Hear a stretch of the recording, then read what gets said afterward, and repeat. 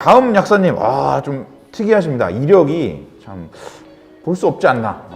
좀 특이한 이력을 가지고 있으신데, 그래서 또 어디서 들을 수 없는 재미난 이야기를 많이 들려주실 것 같아요. 약국이 만나는 미래 이야기, 김태린 약사님 모시겠습니다. 네, 반갑습니다. 예, 김태린이고요. 저는 다른 분들과 달리 지금 좀 제약회사에서 오래 경험을 쌓은 사람이고요. 신기술 들어오는 거, 그리고 블록체인이라든가 이런 4차 산업혁명이 다가오는 그런 것들 봤을 때 이제 미래에 약국에 이런 것들이 아마 실제로 오게 될 것 같다. 그런 것들을 전 총론적으로 이야기하기보다는 요런 서비스들이 있는데 이거 재밌을 것 같더라. 그런 거 위주로 해서 여러분들께 말씀을 드리려고 합니다. 네, 인공지능, 일단 인공지능부터 이야기를 해볼게요. 이거는 사람의 그 지각 능력, 추론 능력 이런 것들을 컴퓨터가 모사를 하는 거를 인공지능이라 그러죠.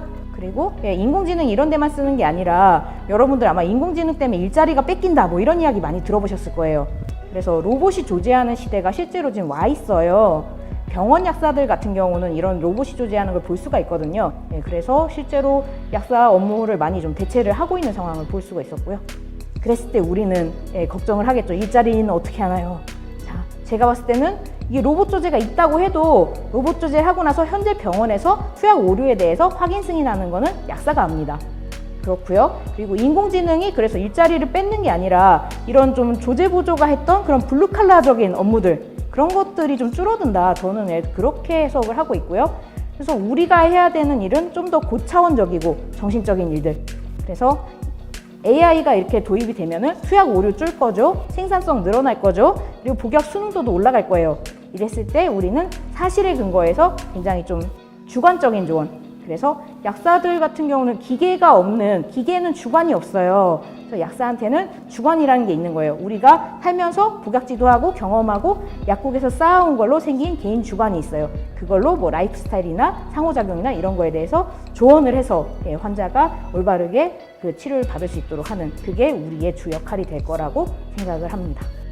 그리고 그 다음으로 디지털 치료제 라는 아주 새로운 영역을 한번 볼게요. 이게 어디에 쓰는 거냐면 8세에서 12세 사이의 어린이들한테서 ADHD 환자한테 치료하는데 쓰는 그런 이게 게임입니다.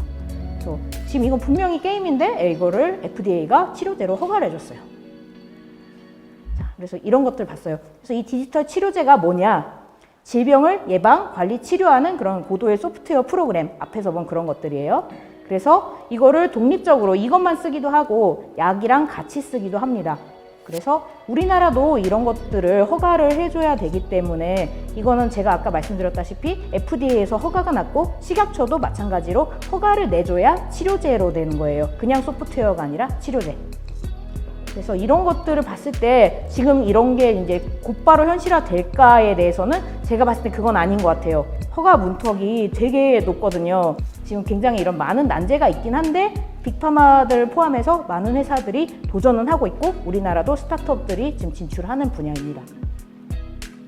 그래서 우리 같은 경우는 약에 대한 전문가잖아요. 그래서 기존에는 이런 영역에 대해서 생각을 안 해봤던 거 그런 치료제들이 등장을 할 수가 있구나 하는 거를 좀 이해를 하시고 이런 변화가 오고 있다는 거에 대해서 좀 적응을 하시고 그렇게 할 필요가 있다고 생각을 하고요.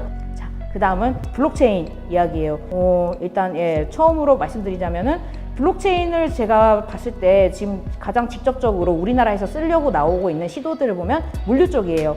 물류에서 약국 관련된 물류는 좀 이런 문제들이 보였어요. 약국이나 의료 관련 그 물류에서는 작년에 그 백신 같은 경우에 콜드체인 운송 이런 것들이 필요한데 뭐 상온 백신이 된다든가 이런 배달 사고들 그런 것들이 있었고요. 온도 조작 장치를 확인을 안 했고 그런 것들이 뒤늦게 이제 적발이 되고 그런 문제들이 나타났었는데 이런 것들이 없도록 사전에 체크해가지고 진행될 수 있도록 하는 그런 게 블록체인이 도와줄 수 있는 영역이거든요. 블록체인이 뭐냐? 그래서 블록은 장부라고 생각하시면 돼요.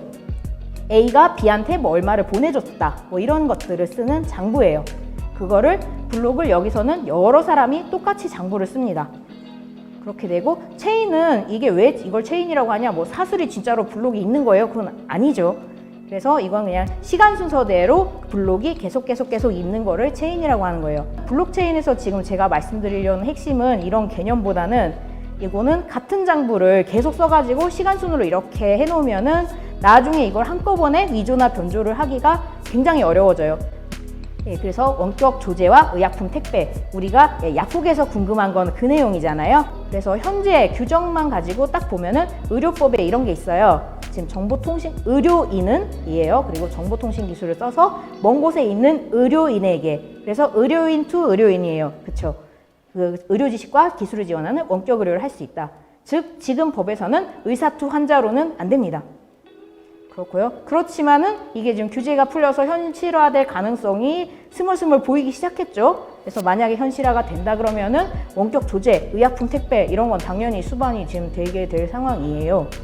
그랬을 때 우리가 걱정하는 거, 이 의약품 조제를 그 원격으로 해서 주고 택배가 일상화되고 그러면은 국민 생명과 안전에 진짜 위해가 있지 않을까. 많은 분들이 좀 그걸 걱정을 하실 것 같은데, 그래서 아직까지는 말씀드린 대로 지금 기술이 그 안전과 생명과 이런 거에 대한 위해로부터 없애줄 정도로 발전을 하질 못했어요. 대면이 가능한 경우에도 원격 의료를 하는 그런 원격 의료 확장은 우리가 저지하는 쪽으로 좀 계속 의견을 내는 게 맞지 않을까. 그래서 대면을 할 수 있는 거는 어쨌든 대면을 완벽하게 비대면이 대체할 수 있다? 저는 그건 아닐 것 같습니다.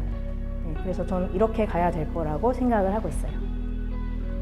이상으로 발표 마치겠습니다. 감사합니다. 감사합니다.